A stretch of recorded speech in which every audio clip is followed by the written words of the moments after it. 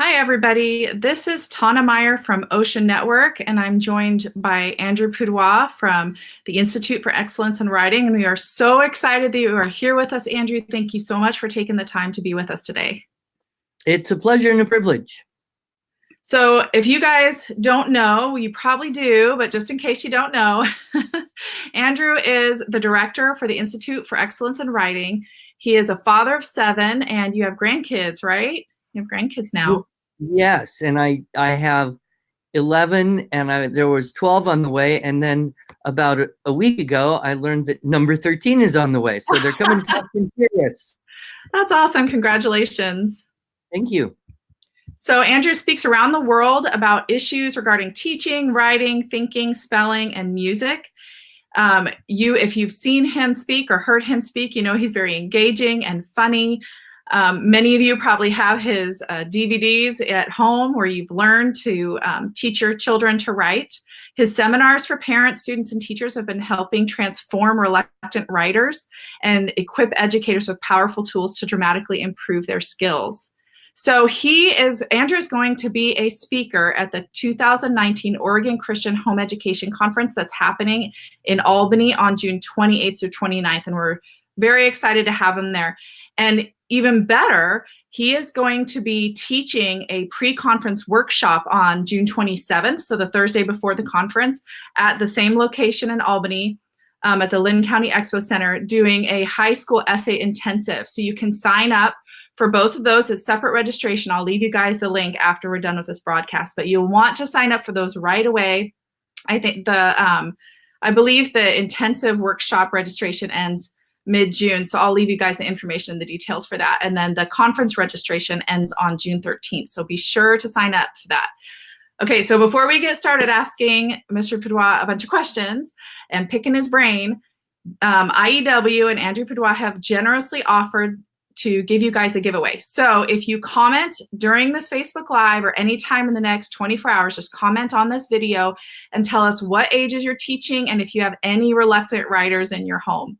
That will enter you to win a $50 gift card to the IEW store that you can use online, and we'll mail that to you. All right, so Andrew, so you are the director of the IEW, which we're all very familiar with and which will be at the conference so we can check out your materials. Tell us a little bit about what you guys provide for homeschoolers. Yeah, so our tagline is IEW, listen, speak, read, write, think. And that really frames our line of products and services. We work in the arts of language, so listening and speaking, and then reading, writing. And the result, we believe, is better thinking. So we have our core materials, which are teaching parents and teachers, tutors, how to teach our system of structural models and stylistic techniques to children of any age or aptitude.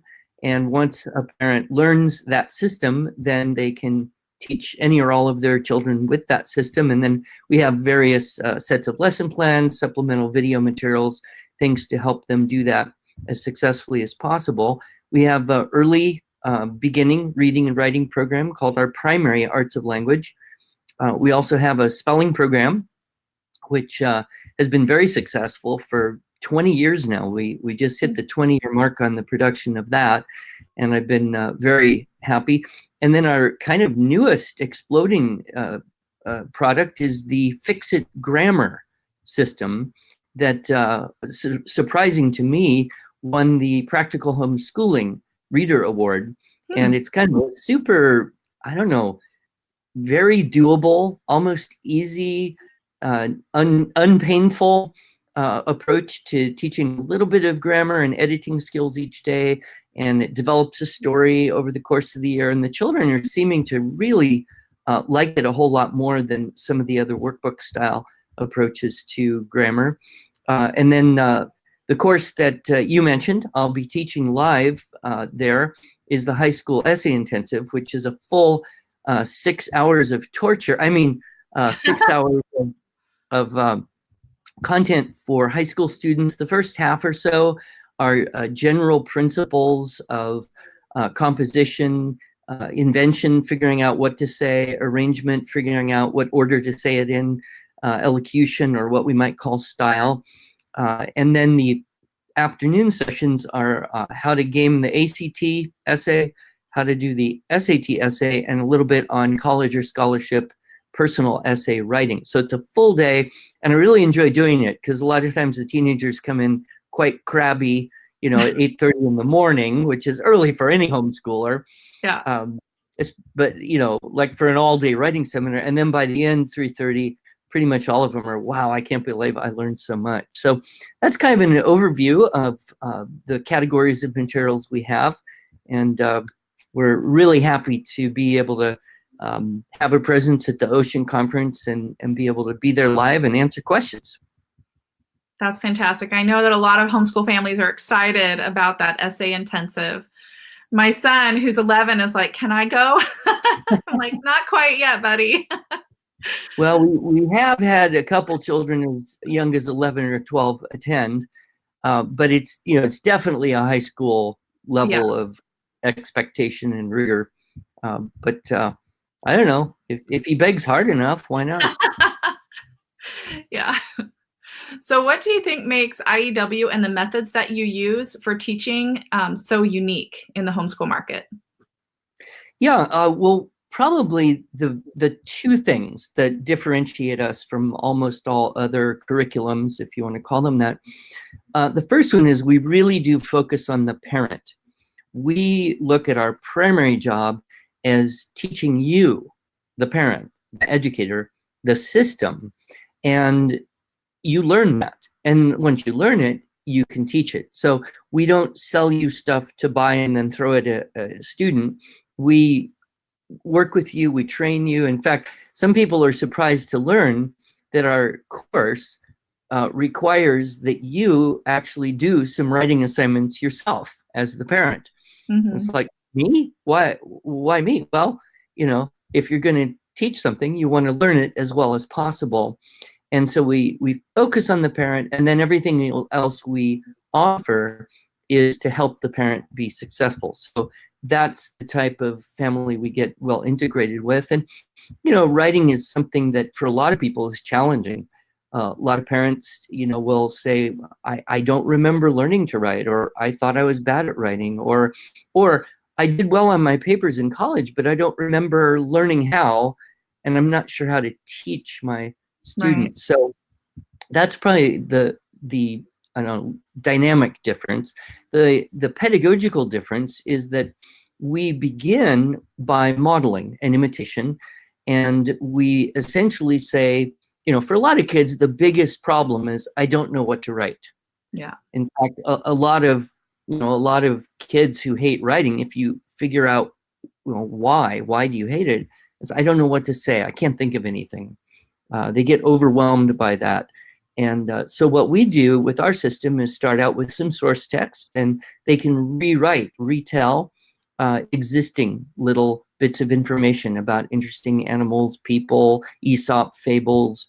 And in retelling existing ideas, they start to build the fluency, they start to gain confidence. And in our system of 9 units, we start with this kind of dictated content, and then we move gradually through unit 3, 4, 5, 6, 7, and unit 7 is what we call inventive writing, where yes, now you do have to think of all the content, but it's a gradual process. And so while some writing curriculums basically say, well, you have to think of stuff before you can learn to write, what we've discovered is that if you teach people how to write using existing information, ideas, and subjects, then they learn the how, then they learn how to think in the process. So it's 9 units, and it covers both kind of the story, fiction, creative side, as well as the report, research, essay kind of writing as well. So it's balanced, it's comprehensive, and it especially helps parents get past any type of reluctant writer situation they might have. So that's interesting. So one thing that came to mind is what about a parent who tells you, I want to help my reluctant writer, but I don't have the time to invest in an involved program like that. Like, how do you coach them through that kind of a problem? Well, once a parent learns our system, we've got various levels, various options. One is they would create their own, lessons, create their own assignment. That's what we teach you to do. But that does take time. And a lot of moms with, a couple babies on each side and a teenager and everything in between, it's hard. So we have these theme-based writing lessons, basically just sets of lesson plans all ready to go that are very popular. History-based writing lessons, Bible-based writing lessons, Narnia-based writing lessons, fairy tales, fables, myths, and fairy tales. So these are a good way for a parent to, have things ready to go. They don't have to figure it out. Sometimes even that's a bit much. And a lot of people enjoy our videos of me teaching children directly. So that's really low prep time. You don't have to really plan what to do. Just put in the video, turn it on, turn it off, and do that. And then, one further level that we offer, not to a large number of students, but I think we're around 700-800, is online classes. So in that situation, the parent really doesn't have to even worry about marking or grading the papers. The student watches the video, they log into the class, there's a live teacher, there's a discussion that goes on, they integrate the fix-it grammar. And while that is the most expensive of the options, it's also for the mom who just doesn't have the actual time. So I think having that range of a little bit of help to a whole lot of help has allowed us to serve the widest range of homeschoolers and what they're doing. And we have also many co-ops and programs like Classical Conversations around the country that have incorporated the structure and style IEW methodology. So sometimes if there's a co-op, there's someone there who can teach it and come alongside the parent in that same way. Okay, that's great that you guys have such a range of solutions. Okay, so let me ask you this question. What do you think the biggest mistake is that a homeschooling parent can make when it comes to teaching writing? I have a talk called, and I don't know if I'm doing it at the Ocean Conference or not, because I didn't actually look at the menu. Maybe the talks I'm giving. Yeah. But I do have a talk, and if I'm not doing it there, it's available online. It's called The 4 Deadly Errors of Teaching Writing. And I think this is a really helpful talk for almost all parents. The first deadly error is overcorrection. The second is withholding help. The third is unclear assignments. And the fourth one is over expectation. So I could easily talk on each of those for 10 to 15 minutes, which I do in that talk. But I think, a lot of parents, all of us, we come to homeschooling and we say, I'm going to teach this thing, whatever it is, math, history, science, writing in particular. We come to it with our own experience of being taught that thing. And of course, the way human memory works is we remember the most recent thing more easily than the most distant thing. So we may say, okay, I have to teach my 11-year-old to write. And what I remember is what I learned in 11th grade from, Mrs. Schwarzkopf. And then they try to take that and get their 11-year-old to do it. And there's kind of an age gap there. So I think that's one of the things is we just all have a little bit of baggage about, I remember a few things about what's good writing, and now I try to make my kid do it, and that may or may not work. Whereas, I have now 25 years of experience of teaching children of all different ages and seeing this system work in a slightly different way, but the same system working with the children of all ages. And I always say, I teach the same thing to someone, whether they're in 3rd grade or graduate school. It's just a question of the sophistication of the source material and the subject matter, as well as the speed of introducing the structure and style ideas. So having a system, I think, helps all of us, whether we feel like we had good training in school or whether we're a little fuzzy on what we got in school. It helps us be organized. And then, of course, the overcorrecting, I think almost all of us have an experience of the negative effects of getting a paper that's just, full of, red marks or green marks. And we're just thinking, I don't know what I'm doing here. So, I've been coaching parents, to kind of take a more select, limited approach, fix things that need to be fixed, but don't try to change everything and make it good. And if kids are struggling and say, I don't know what to write, well, give them some ideas. Say, I can't think of a good word.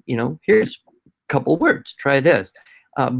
My background is in music. So I actually was a full-time Suzuki violin teacher before I stumbled into this business of teaching writing stuff. And so I kind of take a music teacher's approach, which is more, let's do it together. And here's how you do this. And let me show you. Okay, you try it on your own. Rather than, you've got to figure it all out yourself, which is sometimes some of the baggage we have brought in with schools. So hopefully anyone who is susceptible to those 4 deadly errors can perhaps benefit from hearing that talk that I give. Okay, I'll leave a link for that. Yeah, good, please do. Okay, so you kind of already touched on this a little bit, but I'm really curious. If you had to lay out what you would consider the ideal homeschool writing course of study over the years, what would that look like as far as what they would learn at each stage? Well, okay, briefly. I mean, that's a big question for a short time. I do think that the most important thing in the primary, like, grades K1, 2, is actually copy work. And this is something that schools generally have disregarded. And the most popular method of teaching writing to young children in schools is to give them paper, encourage them to write whatever they want, don't make any edits or corrections at all, just tell them how good they are, and that somehow you will cheerlead them into quality. Only this clearly doesn't happen because those kids hit grade 3 or 4, they do standardized tests, and their skills are just sadly deficient, and people wonder why. So in the homeschooling, we often look to some of the things that are a little more traditional. 150 years ago, that would have been kind of the normal way that children 6, 7, 8, even 9 would practice writing, is they would copy scripture, copy poetry, copy aphorisms from the copybook. And that does so many good things. It builds stamina, it builds attention to detail, it patterns quality language, and it gives a sense of confidence with all of those things. So I would encourage parents of children in that age to not do what the schools have done, which is kind of throw out the baby with the bathwater and not do copy work, because it's such a good preparation. But in addition to that, letting children dictate stories, and you can write them down so they get a feel. Hey, I made up a story. I wrote a story, and you can write it down, type it, print it out, and put their name on it. And so there's, the narration side, and then there's the actual, pencil to paper side of things. Then when children are, I always say, if kids can read somewhat independently, copy somewhat accurately, then you're ready to start with our structure and style system, making keyword outlines, and then rewriting content from those keyword outlines. And then that discipline of outlining continues on all the way through the elementary and middle school grades. And of course, we know one of the best things to learn anything is to talk about it, teach about it, write about it. And so a lot of our units are content-based units, meaning there's going to be information about a person or a place or an event or an animal or something that maybe you want to learn about from history or science or religion study. And so integrating those source texts and subjects for summarizing and research is I think very, very important skill through the elementary and middle school years. I would also say don't neglect the public speaking type of opportunity. Mm. If you, in our system, we use the keyword outline, so children are able to speak from an outline. And that's a perfect balance. They're not reading a paper with their nose buried down and you can't see their eyes and they're mumbling. They have to look at the paper, think what they're going to say, look up and speak to the people. And this can be done, in one family with dad after dinner, or in a small group of families in a kind of a mini co-op situation. But that opportunity for formal speaking is so good. And that combines also with poetry, recitation, scripture recitation. Furnishing the mind with the vocabulary and the eloquent language patterns is all part of it. And then, of course, when you get to high school, if you have a good foundation, then if you want to get into, argumentative and persuasive writing, you want to get maybe into competitive speech and debate. Kids can submit for essay contests, story contests, and keeping that going. And then, of course, kind of what I've found is that most students who do a good amount of writing up to the age of around 15 or 16 are actually way more well prepared for college than their public school peers. And I don't know if many people in Oregon have dual enrollment opportunities. There are some, yeah. But I know kids who've done our writing program for 3, 4, 5 years go off and walk into a freshman comp at a community college and just ace a thing. They write circles around their 19-year-old fellow students. They don't really have that same system of knowing how to organize and present ideas. So I don't know, is that a general enough answer to that? Yeah, that was excellent. Thank you. And so, okay, this was not in the plan, but now I have another question. So given that, if you have a child who's like in middle school and is a struggling writer, can they easily enter into the IEW, method, or is that something you really have to start at the beginning? Well, I start everyone, like I said, I start everyone at the beginning. Okay. Anyone who comes into one of our classes, we start with Unit 1, which is keyword outline from a source text, every sentence. What differs is the reading level of the source text. Right? Okay, that's right. When you use something, simple, shorter sentences, familiar vocabulary, and as you get older, you can use something. But I always say, in my training, and it's very clear, I've said it a million times, start with source texts that are at or below the reading level of the child, and then then they'll have a better chance of seeing kind of an immediate success. But I've actually had middle school kids come into a class, they came out of public school, could hardly write 3 sentences, and walk into my class and write a whole page story for the first time in their life. And the mom just like, I can't believe it. It's so wonderful. That type of reaction. Why? Because we break the process into very small, manageable steps so that, everyone, or almost everyone, can, have success and have a good experience. Like, there are a few kids, and usually it's some kind of, real profound difficulty, like a serious dyslexia, dysgraphia that makes it just almost impossible for them to work on paper, or, a serious auditory processing issue where they just can't think a sentence and hear what they thought and remember it long enough to write it down. But even in those cases, our system can be slowed down to accommodate kids, even with diagnosed learning disabilities like that. Thank you. So you'll be teaching that high school intensive for us on June 27th, and I'll leave you guys a link for that, all of you watching, so that you can register for that. So in your years of experience teaching this workshop, what seems to have been the most valuable takeaways for the students and their parents that attend that workshop? Good question.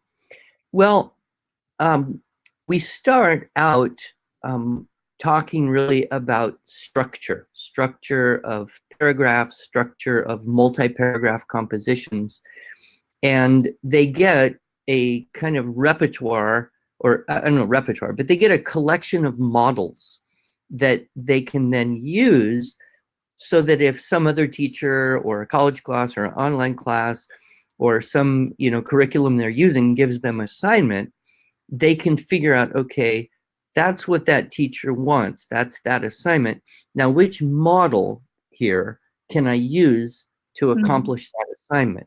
And that's a hugely valuable thing. In fact, I teach this little thing on it. No matter what someone says, whether they say write a certain number of pages, write a certain number of words, write a certain number of characters, whatever, if you can translate that into number of paragraphs and define a paragraph precisely, then you can create a model, and then you've got a skeleton.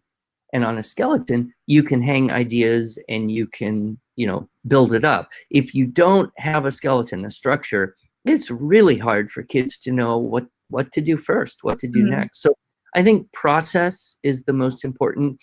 And then the tools of invention, this is very loosely based on the common topics of Aristotle. So it's, it's got rich in its application over thousands of years.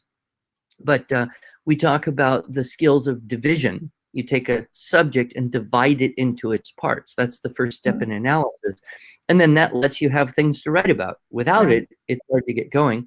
The skill of comparison, what are these things like or unlike? The skill of significance, what's the value, what's the impact, and application, who cares?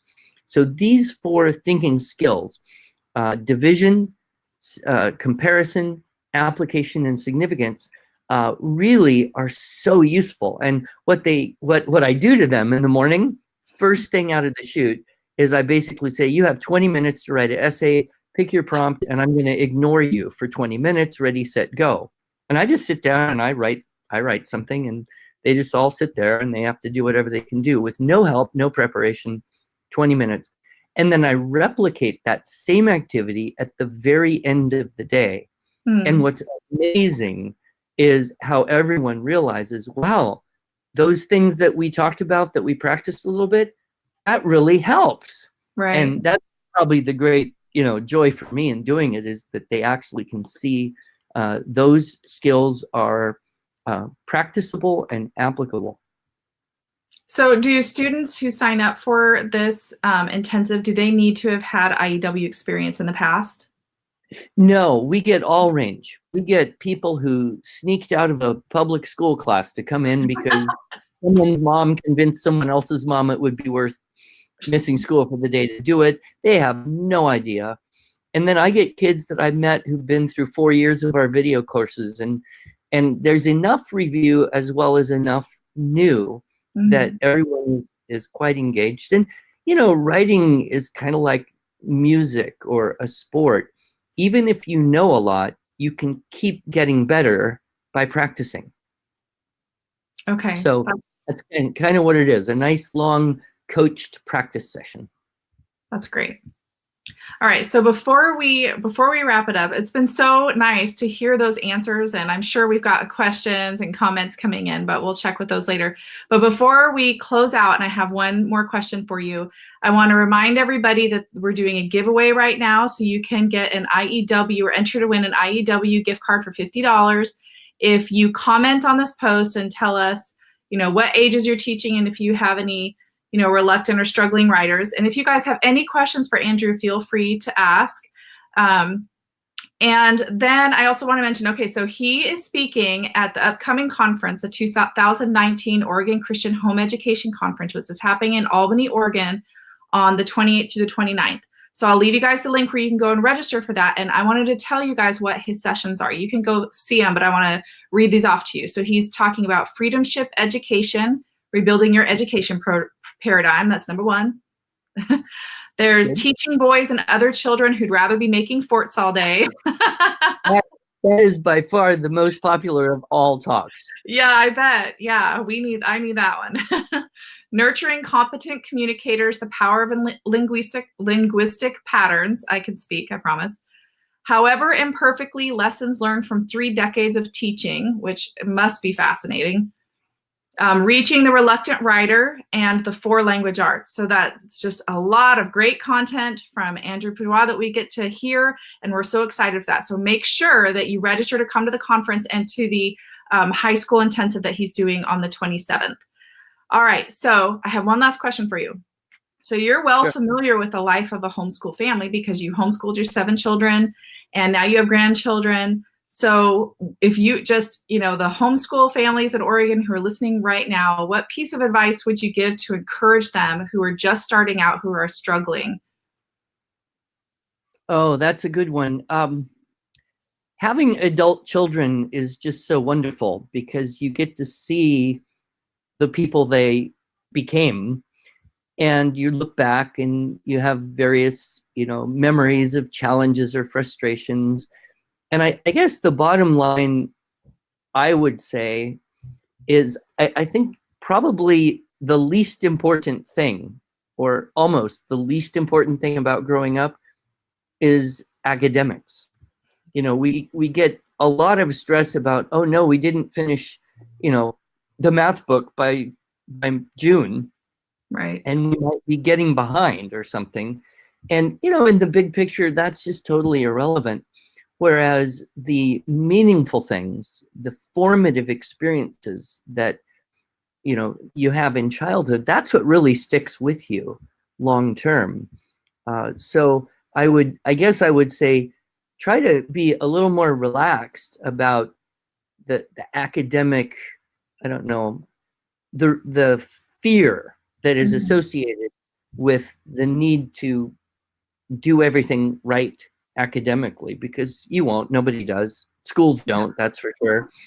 And look more to what are some of the great experiences that you and your kids can have together while they're still young, because those are the things that will form their, ideas and hopes and visions and character and joys they'll carry into adult life. So Yeah, that's good. Thank you for that reminder and that encouragement.